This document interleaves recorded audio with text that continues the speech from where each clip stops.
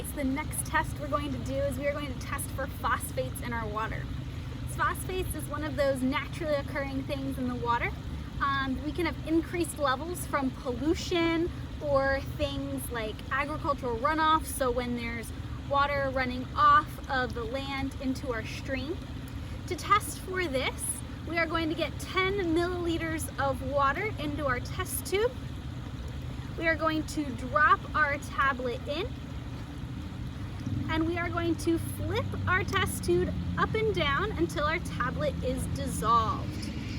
Now, as our tablet is dissolving, let's talk about what happens if our phosphate levels are too high. We can get things like overgrowth of plants where there's not enough space in the water for our animals.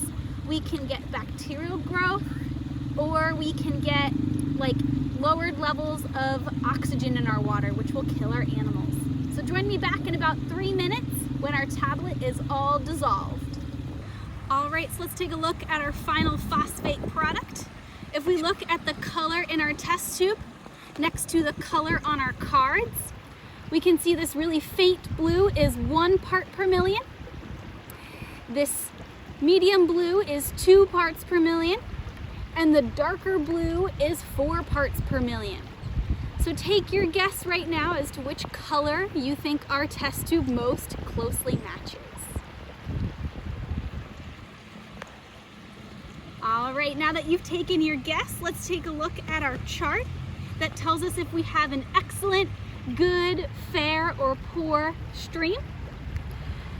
If your guess was less than 1, so you think it was almost clear, we would have an excellent stream.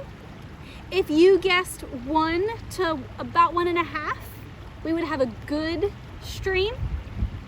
And if you had above a 1.5, we have a fair stream.